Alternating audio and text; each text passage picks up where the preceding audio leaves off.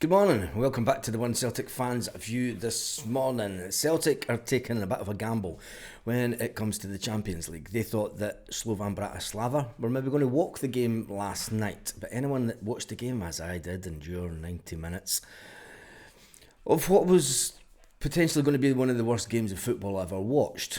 Slovan Bratislava were absolute bonkers, rubbish. There's so many narrative, they're just so bad. But the funny side of it, the Slovan Bratislava manager did get sent off. He was red carded and sent to the stands during the game. There was a penalty incident. Was it a penalty? Did he go down too easily? I thought that the player did go down too easily. And then there was a second goal chopped offside, and then it took 4 minutes for VAR and the referee to then pull both captains together and explain why it was finally offside. I thought he was unlucky, to be honest, but I've got to say, the cross from the Kazakhstan team to get the goal was sublime. They are a team that, a lot of people have still got Slovan Bratislava favourites to go through. I don't think it's going to be that cut and dry, because the Slovan Bratislava just could not break them down. They couldn't get out of midfield. They could not get past the high press that they were doing, and they had a combination of high press and defending in numbers, which was a strange one because it's something that Celtic aren't really used to either. Slovan Bratislava did play with a 4-2-3-1 formation, and a same formation that I think Celtic will go into the game with, whoever that they play. But will they be able to break it down? If you've got a bit of pace in your team, which we do have, you'll be able to beat both these teams quite easily. Which team we end up playing? I still think that the pendulum is swinging towards Asia after watching the game. It's been suggested that the team from Asia have a poor travel record. I don't think that matters, because the way that they played and the way that they clamped down on midfield when Bratislava were coming forward, it's going to be, I don't think it's cut and dry, personally. And prepare yourself, Celtic fans, for a potential 11-hour trip, because for me, if I'm a betting man, I'm betting on Slovan Bratislava getting put out. Anyway, to the game this weekend. It's Thursday. Brendan Rodgers will take to the media tomorrow, and I wonder what the first question will be. It's obviously going to be, what is the team like? Is everyone nice and fit? And then the second question might be, is there any incomings coming in? And he'll say, look, I'm fed up talking about transfer situation. We'll tell you when something is going to happen. That's the easiest way. We'll just cut out the questions, and I will tell you when we know something. When I know something, Brendan will say. And we'll leave it at that. He is getting a bit fed up of transfer questions this summer. Even Martin O'Neill has been talking about it in the media also, talking about whether Brendan Rodgers will stay. It's in Brendan Rodgers' hands. And he says it's going to be down to Brendan. Of course, we will know that. Brendan Rodgers has reiterated over the last weekend that if it's just here to maintain the status quo, he's not going to hang about. And fair play to him. I did say that he would come in for 3 years. He said that he would be here for 3 years minimum. And I think he'll walk away with his head held high at the end of the 3 years. Just to prove a lot of fans wrong. The ones that wanted him out the door, the ones that they never wanted him in.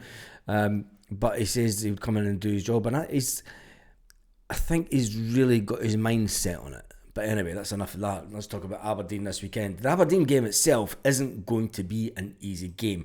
Why?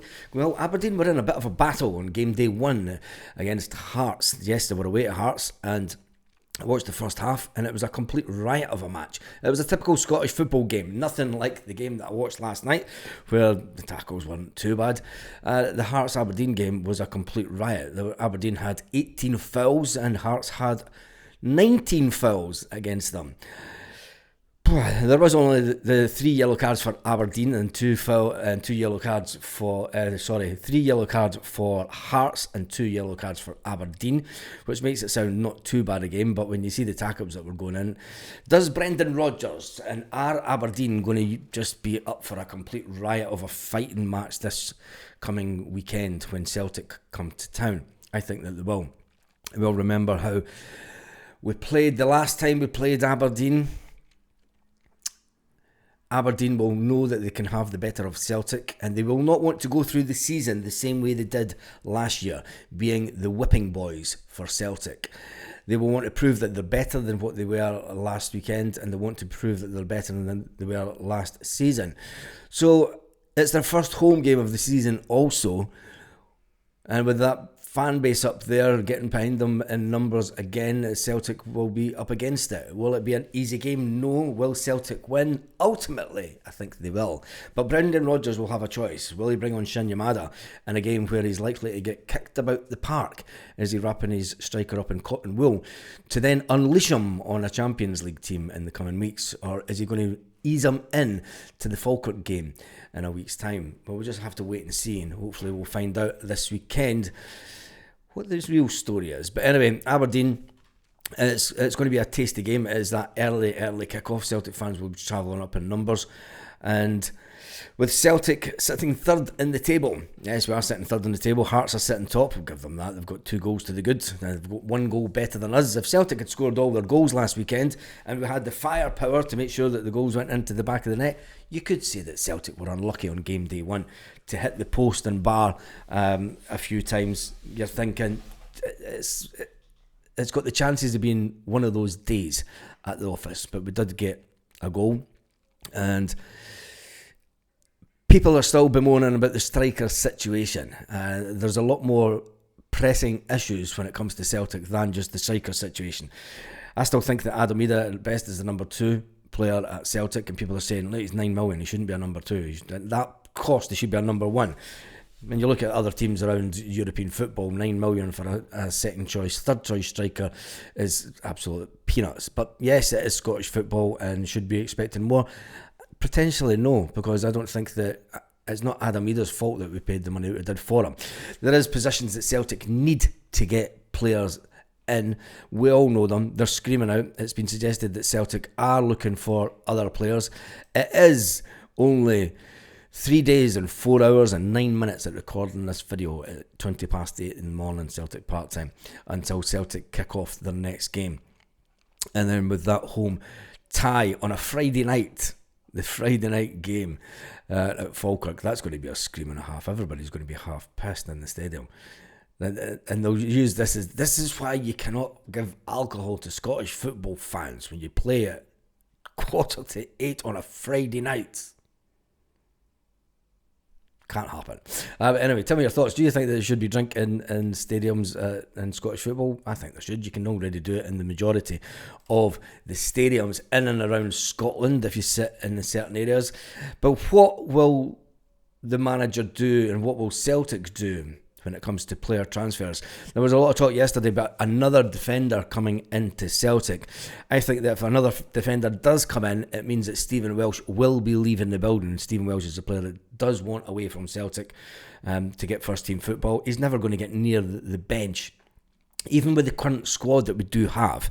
I mean, the defending positions are starting to look a little bit better now. Obviously with Jamar coming in, it looks like Liam Scales and Cameron Carter-Vickers, they were the pairing for game day 1. Will Simpson Pusey push Liam Scales out of the team? And what does it say for Austin Trusty? Does it push him further down the pecking order, or will it do, I hope it does, it just motivates both those players to up their game a bit to make sure that they get game time beside Cameron Carter-Vickers. One person that is just, he'll be on the bench every week, will be Tony Ralston, purely for the fact that if Alistair Johnson gets injured, he's a player that, you know, he can do his job, and you need players like Tony Ralston in the team, no matter what people say about his quality. He's a player that gets a game for Scotland every single week, and then you've got Kieran Tierney. We still need a backup. I've still got question marks over Inamura and his ability. I mean, it was fine and dandy him doing well during pre-season when you've got games that aren't really rough and tumble, but put him into the SPFL games where the majority of defenders, strikers, midfielders are all 6 foot plus in a lot of teams, and they're just, well, when you seen them into free kicks that were given away in game day 1 across the SPFL, players like him have got the potential to just get battered about all over the place. When you look at the midfield, I still think that we do need a holding midfield player or a player going further forward. And let's just hope that Celtic sell no more players. There is an ongoing situation with Marco Tilio. Vienna said that they're still there, but it's not cut and dry. They may still look elsewhere, which means Celtic would again have another unhappy player on their books. And then there's the Johnny Kenny question. Johnny Kenny, Adam Ida, you can flip a coin to say who's in better form at the current moment. Adam Ida's your 20-goal striker a season man. He scored 20 goals last season. He scored 10 goals in half a season the season before when he came in. Can he score 25? Yes, I think he still can. If we get the wingers incorrect, if we look at the situation, Celtic knew before the end of last season that a certain player, Kuhn, was wanted by another team. They knew that Jota was going to be out until Christmas. They've not really brought anyone in the wingers' positions to cover them, which leaves us Yang and Dyson. We do need at least 2 wingers brought into the club, and until that happens, Marco Tilio has been told he's going nowhere. And you've got to remember, at the start of this transfer window, we all thought that Yang would be leaving the building also. Yang was one of the players that we thought would be out the door. Now, he's good at backup at best, but he did state himself also that he wanted to talk to Norwich. Now, that's not an ideal situation from Celtic, having players that have spoken about their want to go and talks to other teams. Yes, they'll be professional enough to do their job and play for the teams, but ultimately they know that if they're not first choice picks come the end of the transfer window, I still think there could be at least 3 players leave Celtic before first team players could leave Celtic before the end of the transfer window, which may shock some fans, but I still think that there's another 4 players to come in. Now, when it comes to transfer talk, it is a very fluid situation. It is a very fluid situation, and I think that we should just leave it at that and focus on the game this weekend. If you're heading up to Aberdeen this weekend, tell me in the chat. Name your bus, name your CSC that's heading up. I know the usual ones that are going up, but just tag them in this and tell me your thoughts on who you think that will get in the Champions League qualifier. Are you still convinced that we'll get Slovan Bratislava? Slovan Bratislava will need to play a lot better in the second game. I still think that it should have been 2-0. The Slovan Bratislava keeper kept them in the game last night. They kept him in the game, I will say that. He made around about 4 or 5 saves in the first half, and he done well at corners. He was punching a lot of their corners out. Celtic are absolutely woeful at corners, so we're not going to score against corners. Shooting from range, we need to do that a bit more. Bring in a couple of wingers, get that bit of pace, get Dyson in the mood, overlapping runs from Kieran Tierney. We've got the players in the squad that can do it, and will Celtic wait ultimately until after that Champions League game before they make decisions to go into the transfer market? Or is it just the case that Celtic, after spending so much money last year and do the board really sit and think Adam Ida and Arne Engels aren't value for money? I believe that Brendan Rodgers has kept Arne Engels at the team because he needs them 100% fresh for the Champions League game. You will see, I think when we get to the Champions League game, if there's not a lot of new players coming in, the only 2 new players that will play that game will be Kieran Tierney and Benji. That's my prediction for the Champions League game. The rest of it will be the players that saw us through the season last season. They will be the only 2 that start the game. I'm putting that out there already. I think that Brendan Rodgers has the trust of the players that were here last season. He doesn't quite have the trust of... Well, he does have the trust of the players, but I think that he will want to make sure that it's the best possible experienced players at this level that he puts out. Shin Yamada, he's not really got the experience at this level, has he? And then when you look at some of the other players that come in, Callum Osmond, he's an academy class player, but don't expect too much of him. If he came through the academy, you would say, yeah, it's a good season that he's in the team, but he's third choice striker at best. At worst, his fourth choice striker, because I think that Johnny Kenny would be in front of him. If Shin Yamada is going to be your first choice striker, and then Adam Ida, then Johnny Kenny, and then you've got Callum Osmond, who is fourth all day long. So, with that being said, we await the press conferences from Brendan tomorrow. It's going to be an interesting one to see what Brendan says, and I wonder what kind of mood he'll be in, because I've got to say, he was in a very open mood, and he wasn't wanting to take any bullshit last week. And it was one of the most frank interviews that we've had from a Celtic manager in a long time, telling his situation, being open and frank about his situation and where they are and where he is with the club. I think it was more to take last week of how Brendan Rodgers is actually feeling about carrying on as Celtic manager. He has said before, and many other managers have said before, that, you know, at a club like Celtic, there is a time scale that a manager should be at the club. And Brendan Rodgers said it last season. He said, look, there comes a time where you either need to rotate the players to get the squad more motivated, and, you know, players can outlive their use at a club. You know, there's a lifetime if you want a club, if you want the players and the team to keep on evolving and to dominate Scottish football ultimately, because that's what all the board really want, is to dominate Scottish football. Let's be really honest about it. They're not fussy about getting to the last 16 of the Champions League. They're not too fussy about sort of trying to push and get to the last 8.